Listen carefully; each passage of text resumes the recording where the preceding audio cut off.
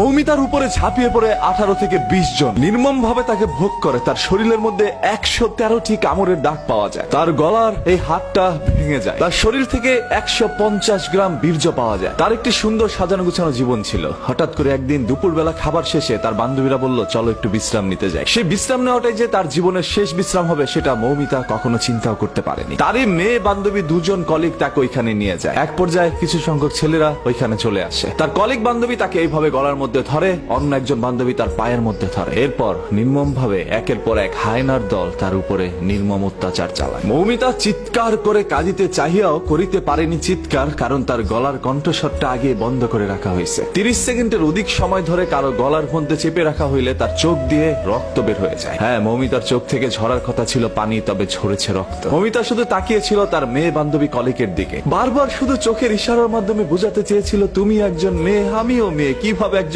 মেয়ে হয়ে আরেকজন মেয়েকে এইভাবে হায়নার হাতে তুলে দিলা? মৌমিতা চিৎকার করছে বারবার। ভাই, ও কাউকে বোঝাতে পারে নাই। মৌমিতা একটি ছোট্ট ভিডিওর মাধ্যমে মানুষকে একটি বার্তা পৌঁছে দেয়, যেখানে প্রকাশ পেয়েছিল তার সাথে ঘটে যাওয়া কিছু নির্মমতা। এরপর তাকে এই দুনিয়া থেকে সরিয়ে দেওয়া হয়। মৌমিতার সেই ভিডিওর বর্ণনা যদি আপনারা একবার দেখেন, তাহলে আপনাদের চোখ থেকে অশ্রু ঝরে যাবে। আজকে পুরো ভারতবাসী এটা নিয়ে প্রতিবাদ জানাচ্ছে আজকে বাংলাদেশের মানুষ। এবং এই ছবিটি ফেসবুকের মধ্যে ঢুকলেই দেখবেন আপনার সামনে চলে আসছে। হয়তো আপনারা অনেকে পোস্টটা পড়ছেন না, শুধু ছবিটা দেখে ইগনোর করে চলে যাচ্ছেন। হ্যাঁ, কারণ ঘটনা তো আপনার মা বোনের সাথে ঘটে নাই বা আপনার সাথে ঘটে নাই, অন্য কারোর সাথে ঘটলে তো আর আপনার কিছু যায় আসে না। যদি আসলে আপনি একজন মানুষের মনুষ্যত্ব বেঁচে থাকতো, তাহলে অবশ্যই এটা নিয়ে পোস্ট করতেন, শেয়ার করতেন এবং প্রতিবাদ জানাইতেন। গতকাল থেকে অসংখ্য মানুষ এটা পোস্ট করেছে এবং মানুষ আমাকে বলছিল, ভাই এটা নিয়ে একটা ভিডিও বানান। এই সকল বিষয় তো আর মানুষের বলে দিতে হয় না, এমনিতেই চোখ থেকে অশ্রু চলে যায়। এই মৌমিতার জীবনে কি এমন ভুল ছিল ভাই? ও তো সুন্দর করে পর্দাশীল অবস্থায় ঘুরে বেড়াতো। ছবিটার মধ্যে আপনারা দেখতে পাচ্ছেন কি সুন্দর একটি মেয়ে। আজকে এরকম হাজারো মৌমিতা আমাদের দুনিয়া থেকে চলে যাচ্ছে, সেগুলো সোশ্যাল মিডিয়ার মধ্যে ভাইরাল হচ্ছে না। ওই সকল হায়নার দলগুলো এখন পর্যন্ত আমাদের সমাজের মধ্যে বিদ্যমান। এবং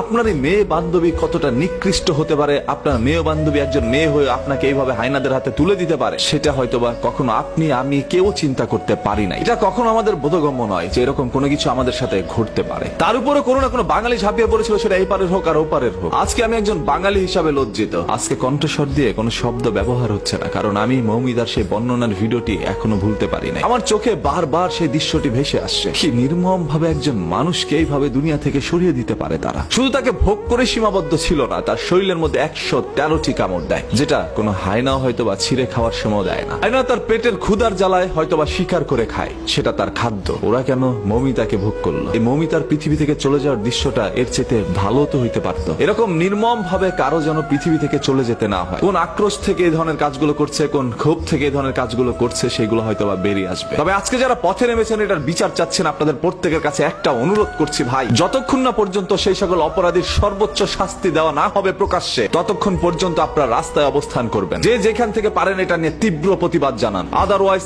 আজকে মৌমিতার সাথে, আগামীকাল আপনার সাথে, আপনার মা বোনের সাথে এরকম ঘটনা ঘটতে দেরি হবে না। আমি চাই না চোখের সামনে এরকম আর কোনো মৌমিতা জীবন দেয়।